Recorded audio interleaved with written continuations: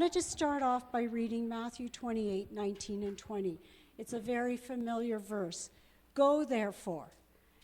For some of us, it's across the street. For others, it's around the world. And make disciples of all the nations, baptizing them in the name of the Father, the Son, and the Holy Spirit, teaching them to observe all that I commanded you, and lo, I am with you always, even to the end of the age. Today we have Pam and Karen. They're career missionaries, sisters, who are very, very rarely in Canada together. I don't say home, because they would consider their overseas home. And in case you didn't know, Andy is their younger brother. And what makes them special to Trinity is that they grew up here. Their parents, Wayne and Ruth, were one of Trinity's founding families. So we are blessed as a church to be their sending church.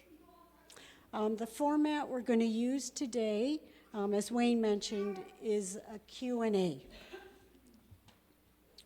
So Pam, tell us your story, your spiritual journey, such as when you came to faith, maybe who or what was the greatest influence in your life, and the circumstances or how God led you to full-time mission work with Wycliffe in Burkina Faso.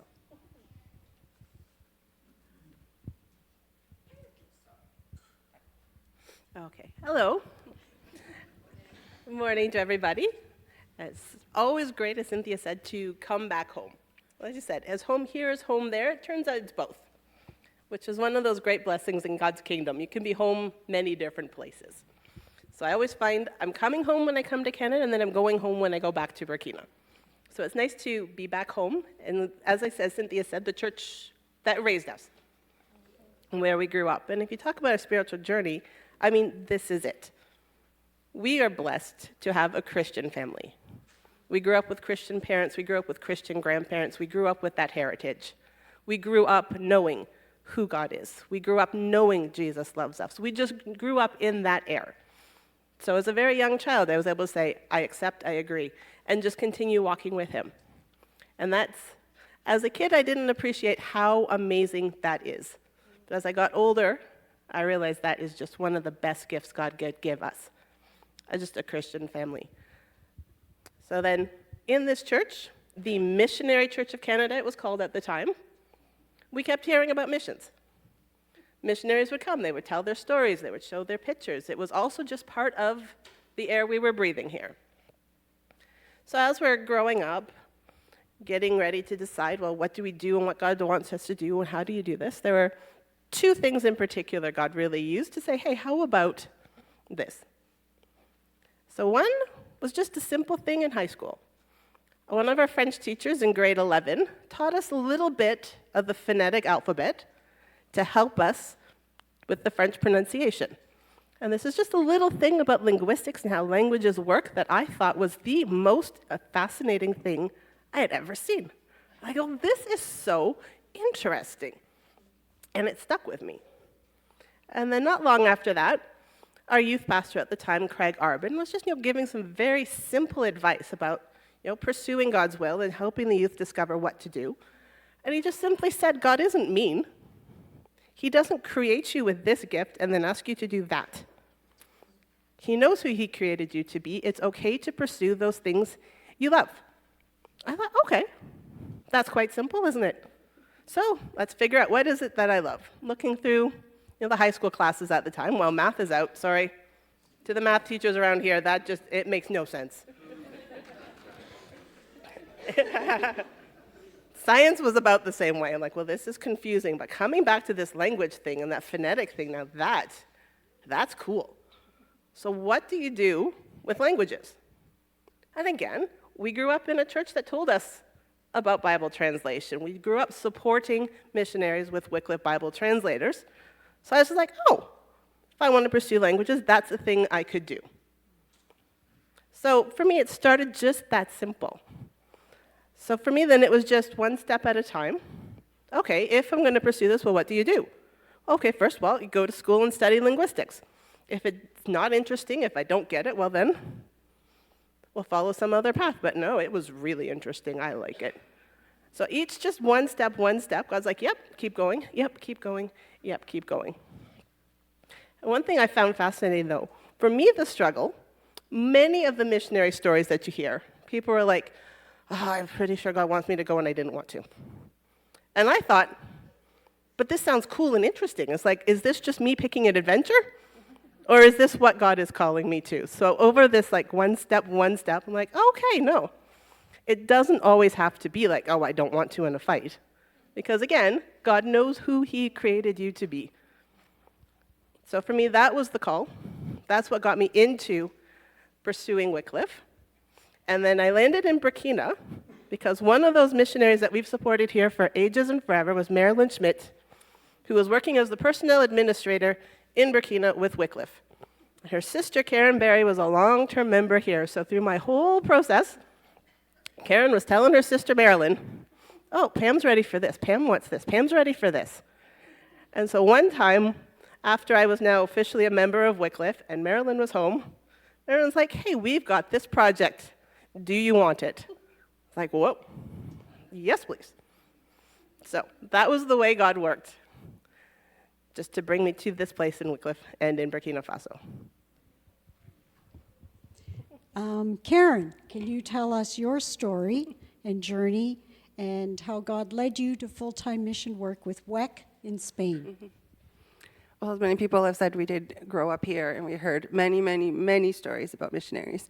But also, on top of that, we have the great privilege of having like great aunts and great uncles who were in missionaries, or a lot of our mom's cousins who were in missions, or were pastors or lay leaders. So it was just kind of like normal. Do you know what I mean? Like missions was just like normal. It wasn't some strange, weird thing. It was kind of normal.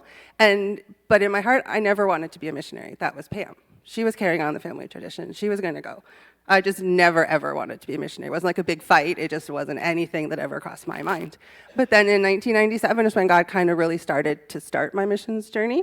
As a church, we sent a team to Guyana in South America. It was with YWAM, because there was a long-term missionary we had supported there, Kim Cook. And Mrs. O, for those who remember, had always said that if you become a missionary to her Sunday school teachers, and grow up and be a missionary, she would go and visit you. So Mrs. O had to keep her promise. And we had a whole team that went down to Guyana to support Mrs. O and Kim Cook. Later, she changed it, she'll write you. And Mrs. O did faithfully write Pam and I for as long as she was able. So we went, and I didn't go because I had a passion for missions. I didn't go because I was like passionate about people need to hear Jesus, right? I was just like, this sounds like fun. My friends are going. My family was going because Andy came. There's a whole group. We're like, yeah, I'll go to the jungle in Guyana for a week. Like, why not? It was never crossed my mind, like long-term missions. But at the end of this mission trip with YWAM, there was a debrief time. And one question was like, would you consider long-term missions? And I was going to write no, because it was like, that's not me. That was Pam. In my mind, it was always Pam who was going. But I just couldn't write no. God just like spoke to me in my heart, and it was just so clear. He was like, are you going to say no to me? And I was like, well, I can't say yes, because then I have to go overseas. But, it just kind of started to plant that seed, because you knew it wasn't smart to say no to God, because he knows best, right? But it was also something that I had never thought and never really wanted to do. So that was the beginning of that journey. Right around that time is when I was finishing high school and looking into options for university. And so I was like, well, if God's planting the seed of missions, I perhaps should go to Bible college or seminary or something. So then you started to investigate those options, but none of those doors opened and none of those doors felt right. And so God led me to the University of Waterloo. And I love math and I love science, as opposed to my sister. And so I got an honors science degree in health studies. And I absolutely loved what I was studying. I was like, okay. So it was just God saying, I know best, just follow me, right? But it was halfway through my degree at UW when we had a missionary here that many of you know, Nick Cardesis. He and his first wife had been in Spain for a while, and they were planting a church in a little town called Moncada. And he came and spoke in August of 2000, and I had heard him speak many times. We'd heard him speak about Spain many times. I remember when we were little kids even, and he was a student at the University of Waterloo, we would go and pick him up and bring him to church. So it wasn't anyone new, it wasn't any new stories. It was things I had heard many times. But for some reason, just how God works, that Sunday morning in August of 2000, God just broke my heart for Spain. just every story he talked about Spain, all of the needs, all of the people, the culture just broke my heart for Spain. And at the end of Nick's message, he said that God was calling someone from this congregation to go to Spain as a long-term missionary. And then it was just the light came on, and you're like, okay, God, that's me. And then it'd been that process of 3 years where it was like, okay, God, I'm willing to do what you want me to do, because what you call us to is best. God knows his children. He knows how he made us. He knows what's really best and where we really should be. But I asked God to confirm it. I was like, you knew it was you, but you're like, just in case, God, like, confirm it. And so after the sermon, after he'd finished speaking, God gave me the exact same word through Wayne Broadland, that God would use me as a long-term missionary. And then the week after, I was on a new co-op term, just in some random room I'd rented in Scarborough, working at a long-term care hospital, and God gave me the verse from John 15:16 that says, you didn't choose me, but I chose you, and appointed you to go and bear fruit that will last. And then the Father will give you whatever you ask in my name. So the word go just jumped off the page, and I'm like, okay, that's clear. Because for me, it was important that this was from God, that it wasn't what I wanted, because it wasn't what I wanted. It wasn't just my idea. That it was God. And that's been very important over these 20 years that I've been able to serve God in Spain, that it's where he wants me. You know, it wasn't me making it up in all the hard times, all the difficult moments when you think, like, this can't be right. Like, I'm not supposed to be here. You come back to that promise. That's God who chose you. It's God who sent you, and he will give the fruit, and that fruit will last. So that was like my call, and I'm just grateful for this promise. I'm very grateful for the years that I've been there. But after that Sunday, I still went back to UW and I finished my degree. And so I graduated in 2003, and then I applied for WEC International, my missions organization, which is in Canada, is based out of Hamilton. So that I did their training programs in Bible and missions, and this church then sent me out to Spain in 2005. Thank you. Karen, where do you live in Spain? And can you tell us what it's like to live in Spain, and tell us what you do, what you are involved in, and what has been the most enjoyable and greatest highlight of your work? Okay. I live right outside of Madrid, which is in the center of Spain. So it's like on a high plateau surrounded by mountains. Most people, when they think of Spain, think more of the beach and the Mediterranean and all of those wonderful parts of Spain, and they're a couple hours drives away, but I live just outside of Madrid. My little town is called Torrejón de Ardoz.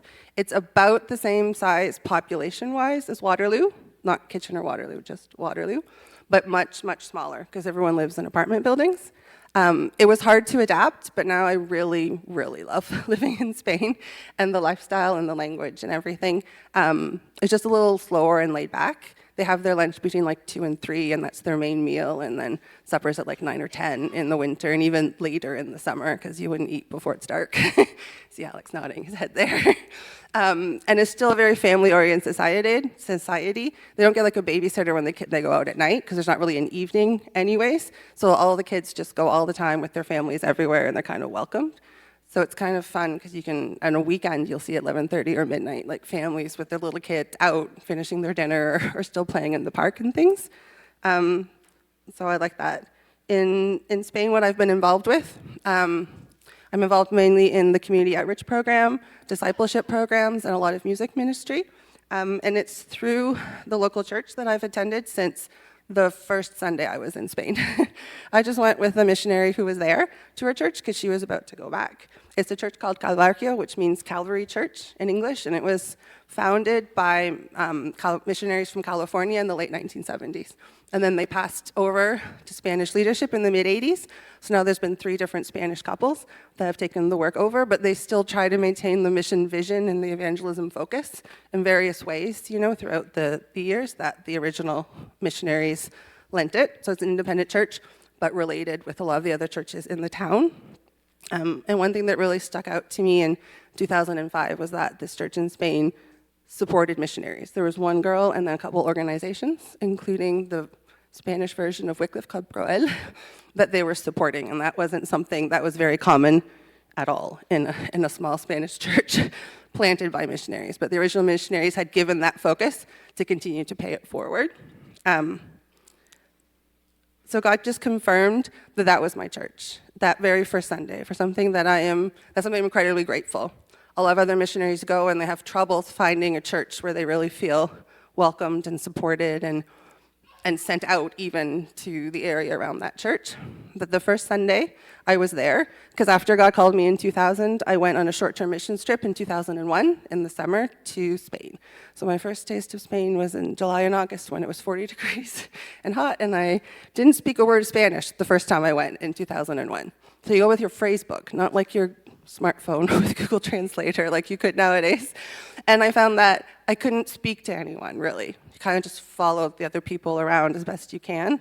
I was volunteering in a drug rehabilitation organization, but I could still worship in Spanish because you saw the words up on the screen. And so if there were a couple of words that you'd understand either through English or French, I could worship God in Spanish from the very beginning. There was just something that spoke to my heart. So there was 2 songs that God used mightily to kind of confirm that it was Spain and WEC and all of that in 2001. And that first Sunday I was at Calvario, they sang both of them. In a way that I didn't understand, God showed that was my church. That was the place he had. And I thought, okay, I'll learn Spanish. I'll learn Spanish culture, and then the ministry will be somewhere. But after 6 months, there was a Spanish man, who said, we're going to start this outreach to the kids in the neighborhood, Karen, help. And so I was like, okay. And then from the beginning, there's outreach to the kids and to the teenagers and to their parents as we are able. It's an inner city area. It's a lot of immigrants, and so we were able to help and to serve them in that way. And so by far the most enjoyable and greatest highlight of my years in Spain has been that privilege to share Jesus with these teenagers, see them accept Jesus, and then walk with them in their spiritual journey. Oh, there's some pictures of them behind me. Wasn't expecting that. On my first furlough back to Canada in 2007, I was kind of just reminding people of the same verse from John 15, and the last part says, then the Father will give you whatever you ask in my name. And so Wayne Bronlin again was like, what are you asking for then in Jesus' name? I was like, I was more focused on the first part, on the going. So in 2007, I didn't have a good answer prepared. And so Wayne said, ask God for the salvation of the kids that you're working with. That's what he wants to give you. So we went back, and with the team I had at that time, we asked God. We're like, we want the salvation of these kids. And we thought it would take time, because Spain is known as the graveyard of missionaries. It knows it takes a long time. All of these things that can sometimes be true, but not normally, because God is powerful, and he's the one that changes hearts. And so then we were just blessed by one after the other after another, seeing many, many, many teens give their lives to Jesus, and even some of their families. And Eddie Rakoff's prayer group was a very integral part of that. And those of you who faithfully joined with her, they prayed weekly, name by name, for these kids. They prayed them into the kingdom. They followed them through, as they were growing in their growing pains, and they were baptized, and they started to serve the Lord with their gifts. They were really a big part through their prayers and through their interests and their emails of what God did in Spain. So I was very grateful for that. There have been many ebbs and flows in this ministry over the years. We saw that big kind of mini revival from about 2008 to 2012, when a lot of the other volunteers left, as things come up and down and up and down.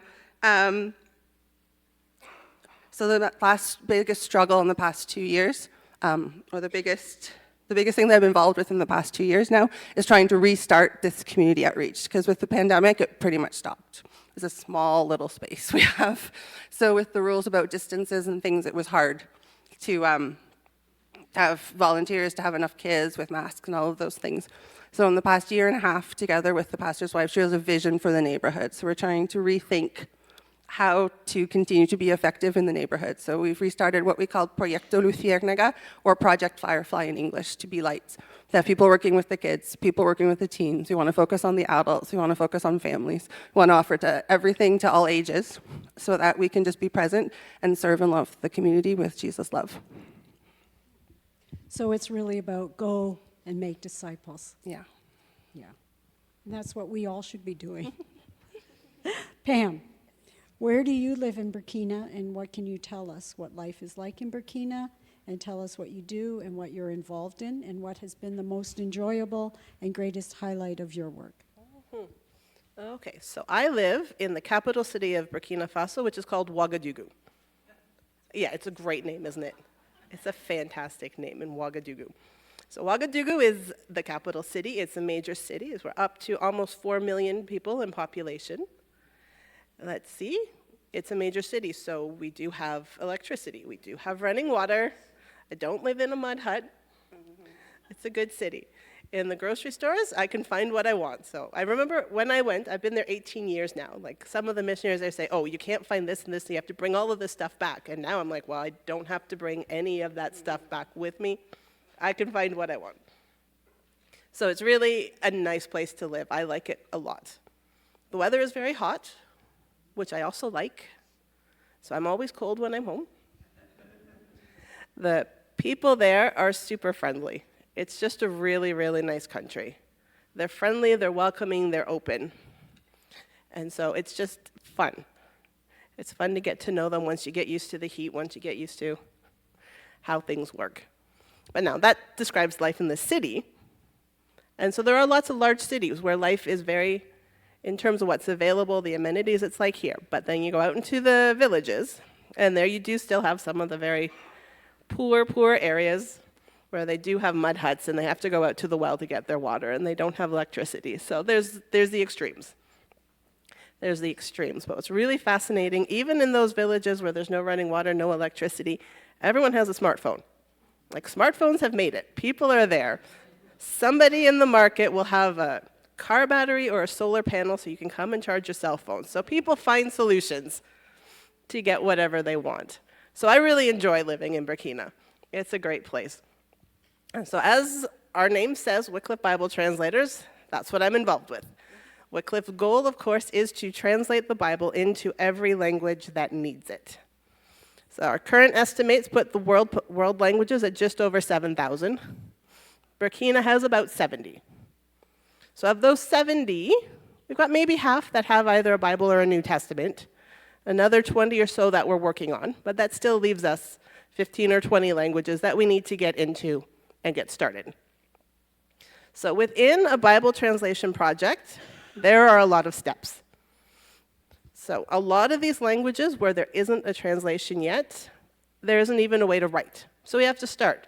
Do the basic research, understand how the language works, decide how you're going to write this down. So the translators need to be involved in that process and learn.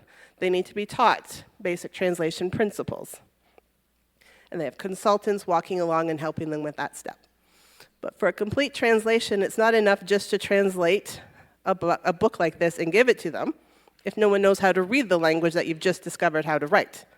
So you need literacy programs beside it. You need people learning how to write things.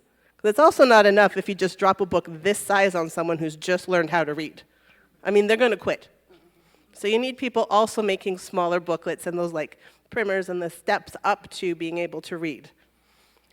And then, if you've grown up in a church that doesn't have a Bible, I mean, just think about that. Like, what is the pastor preaching if they don't know what God said? So what does the pastor do? We joke in some of the local churches, the pastor has learned 4 sermons, and he cycles through those 4 sermons. So the people know 4 things very well, but anything else, they don't know what to do. So we also need teams that are involved in now training the pastor. Okay, now you have this Bible. What do you do? How do you use it? You also have teams that like apply it. How do you make like a radio broadcast? How do you do the recordings? So a full Bible translation project is all of that. It's not just sit down and translate.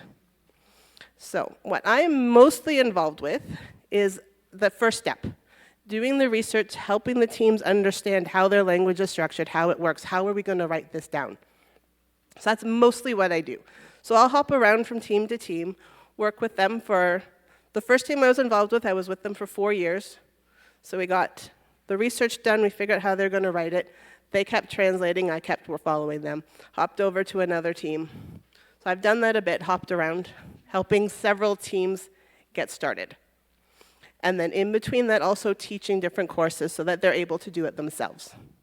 So one thing that's been started recently is a program called iDelta, which is the university-level training program to provide the training for the national translators. So that happens every year for 2 months in Cameroon, so I'll go down there and be involved in teaching that. So this is mostly what I do. Working with these teams, doing the consulting, doing the training, helping them develop the skills they need to do a good translation. But since God has a sense of humor, he also pops in surprises from time to time.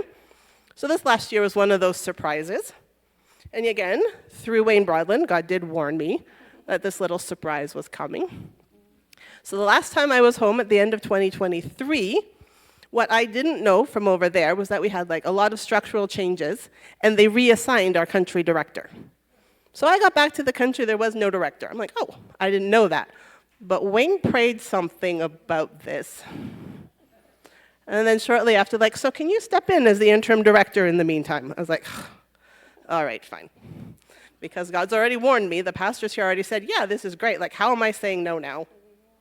When the church has already said, yeah, go ahead for a thing I didn't know was coming. So this whole year, there's still been some of the training, there's still been some of the consulting, because there wasn't anyone else to fill that gap. So I've been doing some of that and trying to lead what's going on in the country. So that was a new challenge, which was very interesting, though, because it gave me a broader view of everything going on instead of just my little corner. And through that, got to know our staff better, and also see how God is lining us up for some new options and some new opportunities and new ways of getting people involved in this long process. And to my great joy, last week the regional director did name a new country director.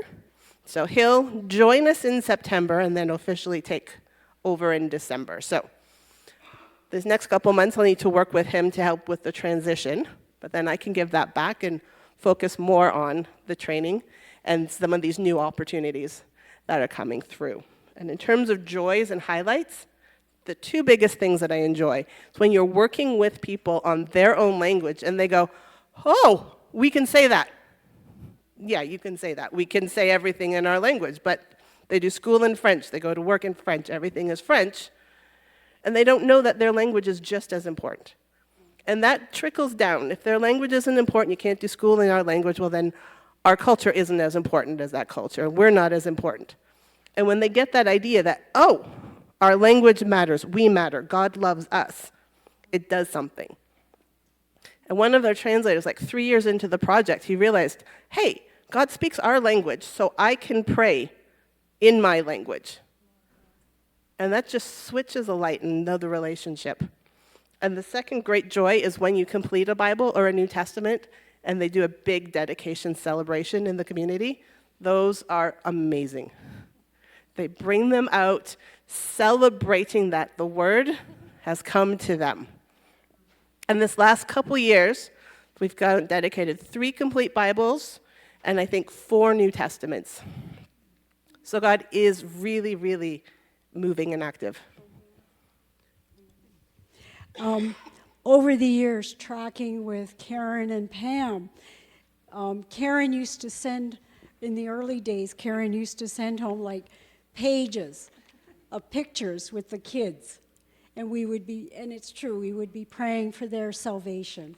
And it would be like name after Bosma, Isma, whatever, I can't remember them all, but I still have all their pictures and that they follow the Lord. And Pam, I remember when she started working with the SAN teams, the 2 of them, and the nationals, and each step of the way in the translations and coming up with the alphabet. And so it's a great joy for us here at home to hear the progress of the whole New Testament being translated. So that's the benefit of tracking with them and praying along with them, because you get to be part of that fruit that's coming. We all have struggles, difficulties, trials, tribulation. Jesus said, I have told you these things so that in me you may have peace. In this world you will have trouble, but take heart. I have overcome the world. So Pam, where am I here? Pam. What have been some of your struggles, and what is the Lord teaching you, or what promises has the Lord given you that you have learned about God? Oh, goodness, when you start thinking about that, one of the things that came to mind through that, you can come up with so many specific examples, but you can group them into a couple different categories. And one thing that is just inherent with this kind of work, this kind of life, is constant change. It goes with the job. Like I said, I'll work with these people for a couple years, work with these people for a couple years, work with these people for a couple years. So that in each of those, you're never really sure like who's around and how this is going to work. And then the colleagues that you're working with. You'll get good friendships with this group of colleagues, and then they'll return to their country, and then you're starting over. Like, who are we working with? Where is this support coming from? So you'll have like a good prayer team. There's lots of times there's like women's Bible studies. So you have a really good group for a couple years, and then those people go back to their own countries, and then you're looking again to find that group or that support. So there's this constant change, and there's constant change in how translation works and who's paying for what, and always negotiating. Because as I said, all of those steps in a project are necessary, but the partners who fund the project, they've got like their little pet corners. Like, we'll pay for this part. And they're like, okay, but the rest of it? Oh, we don't care about the rest of it. But we need the rest of it. So there's always those constant changes, those constant discussions. Nothing ever stays the same. So one thing that I've really, really come to know is true is that God doesn't change. He is the same, yesterday, today, forever. He is that rock. So when you don't know what else is going on, you just look to him, because he's there, he's steady, he's sure, and that's fine. And the rest of it, he shows you step by step. Okay, here's what you need, here's what you need. Everything else is going to change. So it's just something you have to accept, because it's not going to stay the same at all. Another thing you can group things into that I found at least is just constant misunderstanding. I mean, you add the cultural difference in there already. It's like half the time. I mean, I've been in Burkina 18 years now, but half the time I have no idea what's going on. A lot of the part of their culture I understand, I appreciate. A lot of things like I don't know what's happening. But it's okay. They're patient with me, which I appreciate.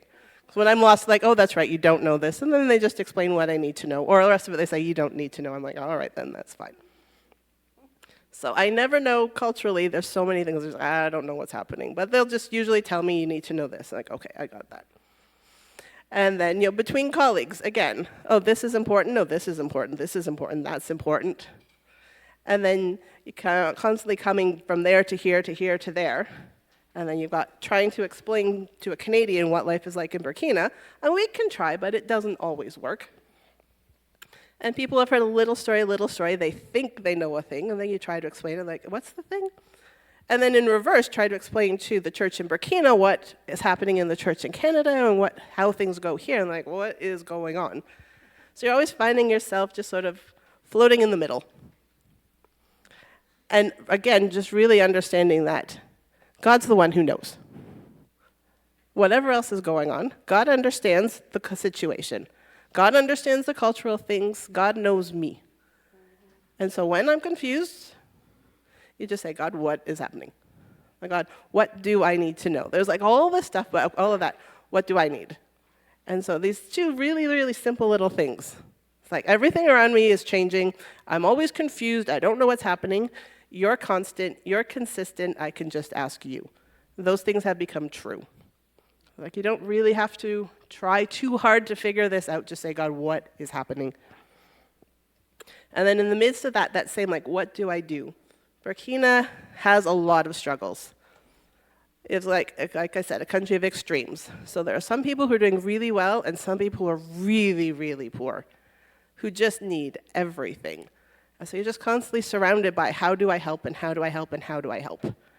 So those are the things that you always struggle with. And when I remember, it just comes back to just one step at a time, God, what do we do? What do I need to know? What do I have? It simplifies things when you can just be like, one step, God, what do I need? And so those truths, God is the same. That's become really, really real. And Karen, what have been some of your struggles, and what is the Lord teaching you or has taught you, or what promises has the Lord given you that you, or what have you learned about God? So just as I was sharing, like, the biggest joys was walking alongside these teenagers, seeing them come to know the Lord, seeing them grow. On the other hand, then one of the biggest struggles was seeing them make different types of decisions and walk away from the Lord and walk away from the church. Because these were the kids that we'd worked with for years. They had been baptized, They were being trained. They were serving alongside me now in the ministries and the programs. They were ready to take over. I could just step away. And then you see them make different decisions. And from one day to the next, one guy who was like, when you go, Karen, I'm taking over. And then he hasn't talked to me for 8 years. And you're like, okay, God, what is going on? You promised me the salvation of the children. That was the verse. That's the promise, right? You said the fruit that will last. You said all of these things. And then all these years pouring into these lives. And they're not using their gifts for God's glory. They're not fulfilling the promises yet that God has over their lives. And it's something that I struggled with because you don't understand. You don't understand. You're like, all right, God's sovereign. He's in control. And we just have to trust him. So it's just that depending on God for everything, because it's not my job to save them. That's what God does. I can't do that anyways, even if I tried. We can't convince people. So it's not my job to keep them either. It's God who keeps them. In Philippians, it does promise that he who began that good work in you will carry it on to completion until the day of Christ Jesus. And God never abandons us. He never lets us go. So that process, it was just to rely more on God, not thinking, okay, this is how God's fulfilling his promises. Okay, this is the way he's going to work in this person's life. This is because God's so creative and he has it under control. He doesn't abandon us. He doesn't leave us behind. He always leaves the 99 and goes after those people. He's with their hearts. He's healing their families. He's doing everything. It doesn't have to rely on me. But in your mind, you're like, I've trained these boys who are now young adults, they're in their 30s. Like when you saw how much talent and potential they had, when you saw them bring their friends to the Lord, and now just see how sad their faces look to me when I see them on Instagram because they're not fulfilling the purposes God has for their lives. That was a struggle. You know, it still is a struggle. It's still a daily faith of just putting your spiritual kids into God's hands, you know, and then trusting that what he shows you to do next, you just do that faithfully. Because it was hard to love the next generation as much as you loved those first ones, you know? And it's like, okay, God doesn't do that. Like, he loves everyone unconditionally and the same. Not like, okay, I'm not going to love quite as much until I see that this guy is going to stay or not. Like, it was a real struggle to just trust, okay, work with this person, bring this person, love this person, share God with this person, you know, walk alongside, teach them, answer their questions, and leave the rest to God. Because it's his power. It's his power. So he's God, he's sovereign, he's in control, he's good, and we can trust him.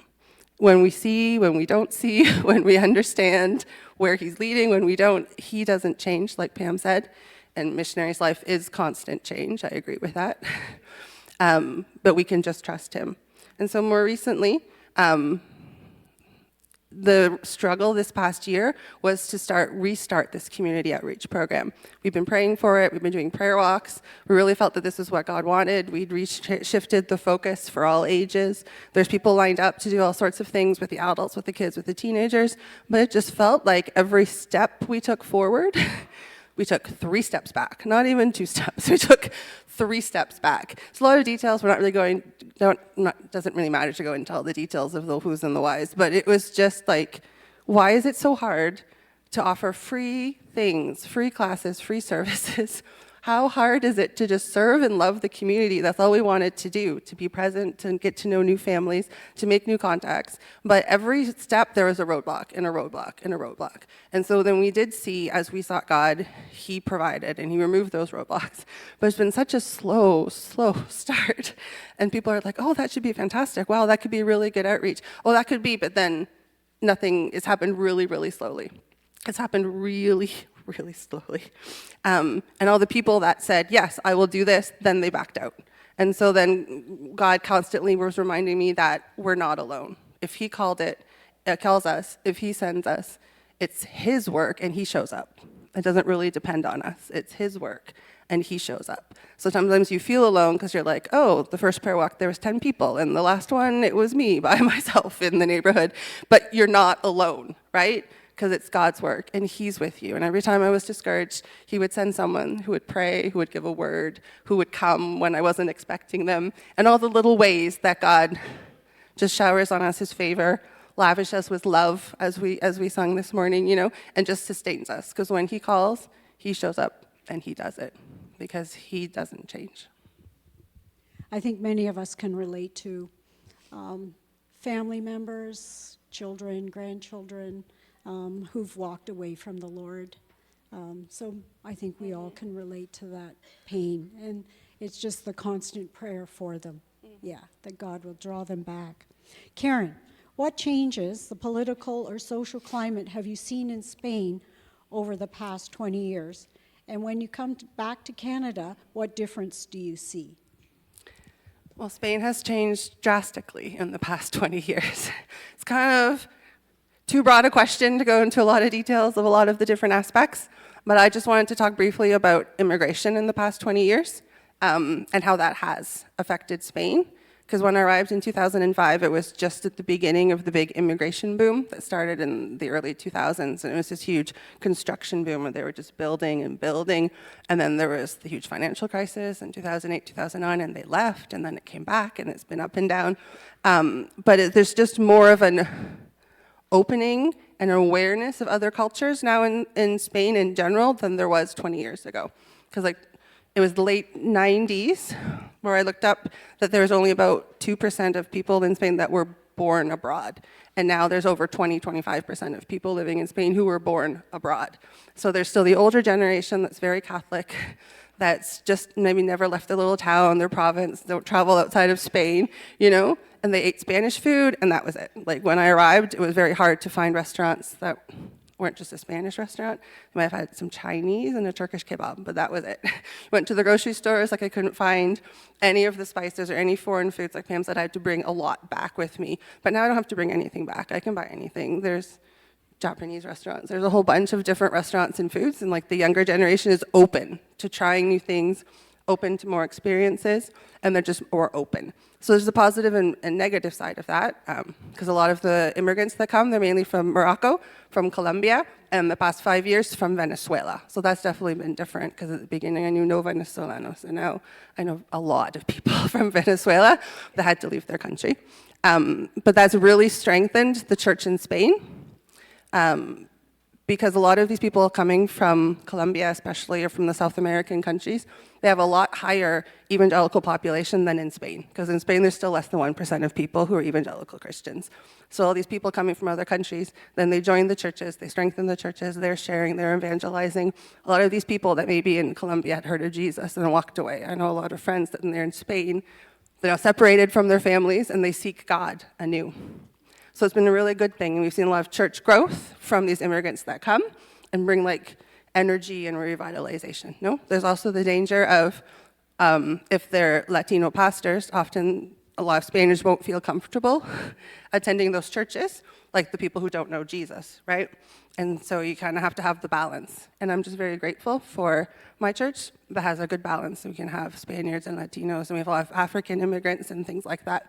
But there's just general a bit more opening and a bit more awareness of the rest of the world. And so before, where they were closed to Christianity because the Catholic Church always taught that it was a lie and a sect and wrong, and they wouldn't listen at all, there's more of an openness to more spirituality than religion, but there's a lot more opportunities and people more receptive when we talk about Jesus. Oh, and the Canada part, sorry. It's really hard to kind of give any meaningful insight into how Canada's changed in the past 20 years, because I haven't been living here. I come and I visit, and I see a little bit in the summer or a little bit of this or that. But to have any meaningful significance of how that's changed, we see the superficial things. We come back and we say, wow, there's a lot more buildings. It's like, oh, there are now cannabis stores everywhere. Oh, that's different. Oh, there's a family day in February. That didn't exist when I went to Spain, and I keep forgetting that it's a holiday. So all these superficial things. But I'm sure there's, with lots of immigrants that we see coming, that there's probably a lot of some of the similar things happening here in Canada than as in Spain. Okay, Pam, from your perspective, your changes. Our changes. Well, if we start with Burkina, in the 18 years I've been there, there have been massive changes. So when I first arrived, the president of the country, and most of the presidents in an area are just, military men who took power. So the president of Burkina at the time had been in power since 1987. He was established, things were fine. But 2014 came along, the population with several other countries decided we've had enough of him, and they pushed him out, which was already quite surprising that he just agreed to go. So that was a gift of God. The the country said go, and he said, okay. We're like, whoa, all right, that's nice. So then they put a transitional government in place, which also surprised me, because they just like made a committee and then talked to all the interest groups, and they recommended someone, and within 3 weeks agreed on who they were going to name as president. Like, well, that's also impressive. So he was an interim transitional president for 1 year, and then in 2015 they were able to elect their new official government.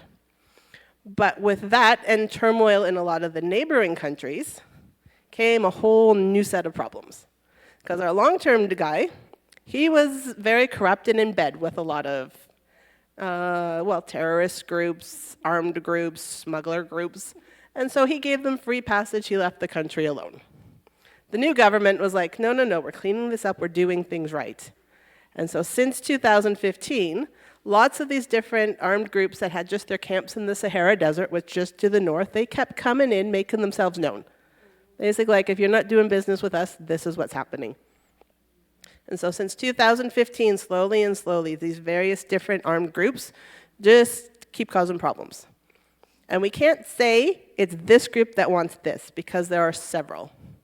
Some of them are linked to Al-Qaeda, some of them are linked to Boko Haram, some of them are separatist groups wanting, like one of the ethnic groups, they're the Tuareg, they want their own country.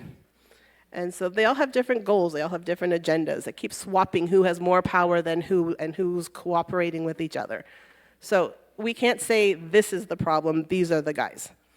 But what is happening is slowly and slowly, the northern part of the country, they're just like, no, that's not safe, you can't go there. And that line just kept getting lower and lower. Then they kept coming from the east, so there's a whole band in the north and the east of the country that's just unsafe. So even the local population is like, we can't go there because we don't know what these people want. We don't know who's coming from where. And then you'll hear of attacks happening, and you don't know if it's one of these armed groups attacking a village. You don't know if it's the vigilantes attacking one of the armed groups. You don't know if it's the military attacking vigilantes by mistake or those guys by mistake, because it's just chaos, it's confusion. So there are parts of the country where even the locals don't go, or the roads have been cut off and they're stuck and they can't get out. So the last stats I heard, which are in no way new or accurate, there are at least 2 million internally displaced people because of all of this violence, of a population of about 20. So that's 10% of the country that's been displaced. So most of them are coming into some of these larger cities. Their relatives are doing their best to take care of them. But there are large tent cities with refugees just internally displaced that the country's trying to care for, but they're already poor. In that north and eastern area, they estimate at least 6,000 primary schools have just shut down. Teachers aren't going to school because these groups are saying, we don't want this Western education, go. So that's a generation of students that won't have any education, and that repeats just the cycle of poverty and the cycle of despair. And then there is no accurate way of knowing how many people have been killed in these clashes. So there's a lot of problems. But what's odd, one politician described the country as the two realities. Because as I said, this north and eastern part is just a no-go zone. But the center part, where these groups haven't reached yet, if you don't watch the news, you wouldn't know. Like, we just carry on, life is fine, we're not worried about anything. So all other people say, is it safe to go there? It's safe to go to this part of the country. It's not safe to go to that part of the country. So we don't. And we just keep praying that God will give wisdom. Because then in the midst of all of this, the government has turned over several times. So as I said, 2015, they properly democratically elected somebody. But when all of this happened, the military was like, you don't know what to do. So one guy took over, and then a couple months later, someone said, well, you don't know either, and he took over. So there have been 2 or 3 different military coups in the process. So currently, yes, the president is one of these military leaders who's just doing what he wants, and he'll keep power as long as he wants to, or someone stronger pushes him out. So there's, again, the constant change, that constant stuff. But within that change, like we sang in that song today, if God is with us, who is against us? Because like I said, we've had more dedications these last 2 years than any year put together that I've been there before. A lot of people in Burkina are nominally Muslim. Because Islam originally arrived in Burkina with traders from the Middle East coming across the desert. And so the population discovered it was good for business to convert. So they do all the things you're supposed to do, but it never really affected their beliefs. They'd still go out and worship their ancestors and do all of that, but then go to the mosque and all the visible things because it's good for business.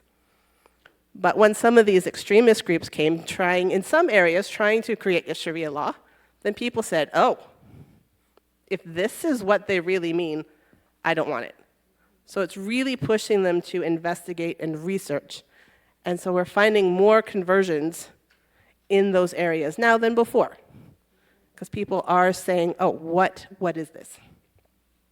So in the midst of this, God is at work. So a lot of our translators have lost relatives. A lot of people are in that place.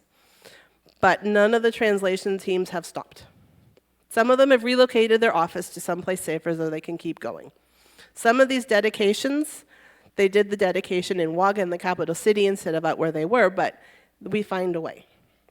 We've had to adjust how we work. In the past, all this training, consulting that we would do, as the consultants, we could go to them. Now they come into us, but God is with us and we keep working. And so as long as God keeps that door open, we'll keep doing that.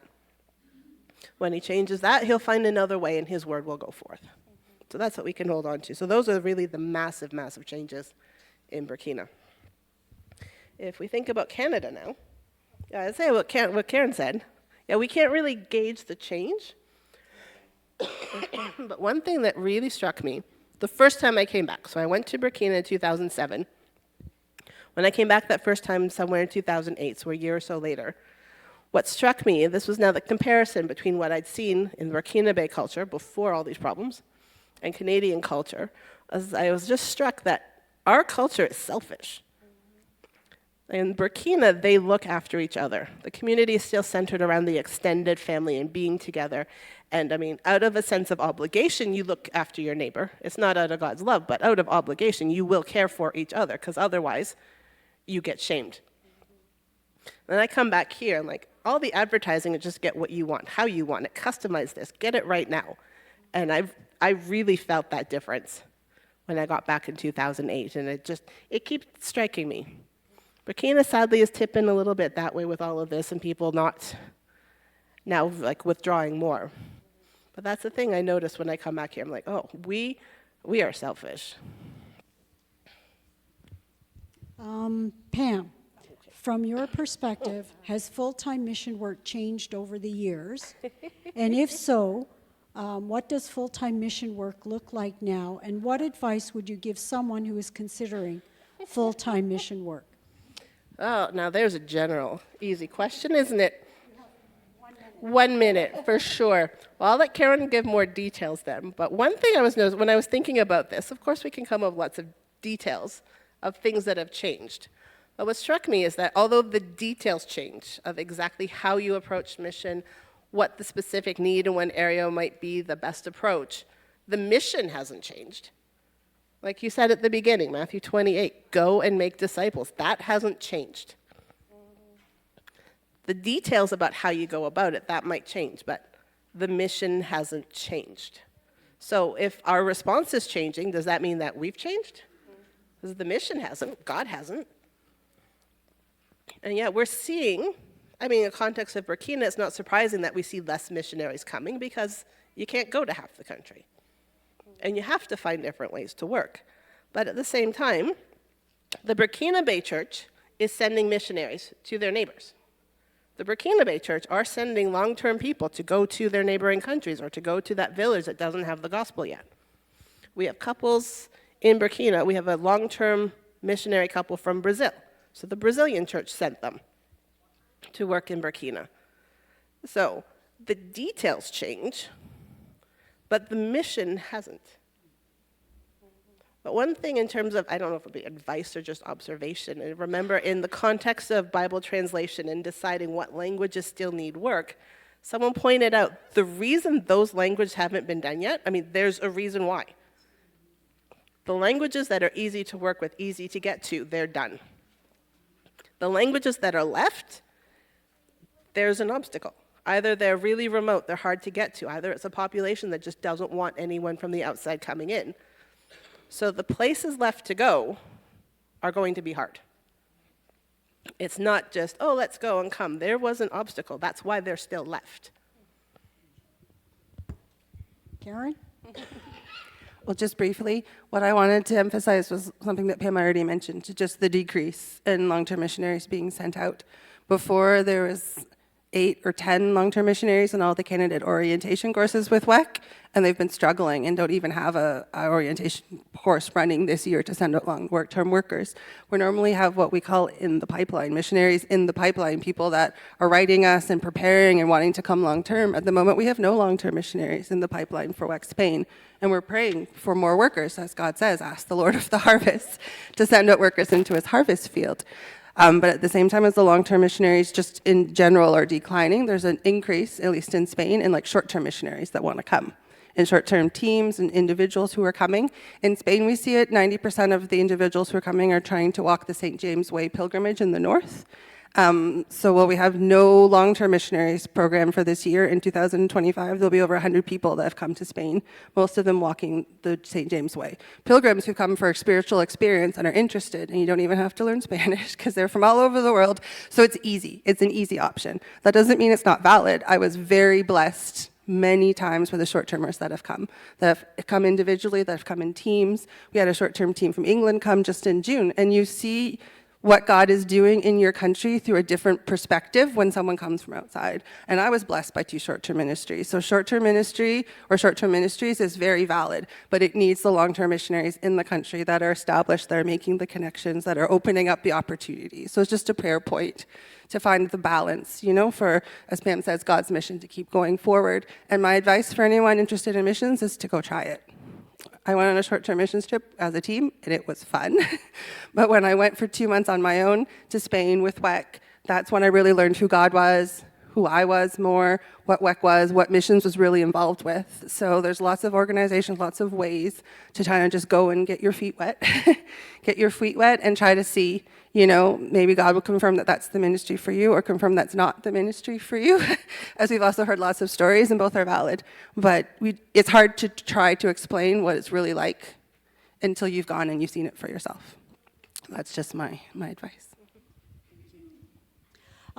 We're going to take a few minutes. I know we're running late, but who cares, right? But before we go to pray for Karen and Pam, I just want to say a few things. So after the service, there's a lunch. And we organize these lunches so you have the opportunity to meet and greet our missionaries. Pam's leaving tomorrow.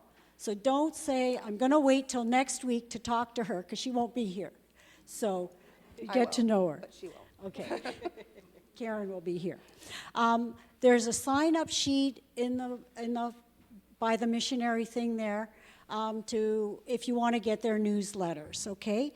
And I've also put out, they've got they gave me a little bit more prayer requests, so I put a prayer card out there of their recent requests, so you can pick up one of those. If you run out, let me know, because I can print off some more here. Trinity supports Pam and Karen monthly, and as career missionaries, they could always have more monthly supporters, so this is something you may want to consider. And as a reminder, where is it now? I have to do as a reminder, we have a monthly missionary calendar which comes out on the 1st of the month. And if you're not on that distribution list, or you don't open your emails when you get it on the 1st of the month, let us know. You will not find this on any social media platform, such as the website, due to security issues. So it's only internal mailings that we have. Karen and Pam, they're on our calendar, some of our local partners, and so at the missions committee, we don't want to hear, who are these people? We don't know them. So this is why we do this sort of thing. We're going to go to a bit of prayer now, and I think we've got some of their main requests, I think, due for time. What we'd like you to do, if Rob can bring up, I've picked out 3 main points, or 3 points I considered main. And if we can get into our little groups for whatever, and there's some for Pam and some for Karen, and we'll just have a prayer time for the ladies. I want to say girls, but they're really women, right, ladies? So if we could do that now.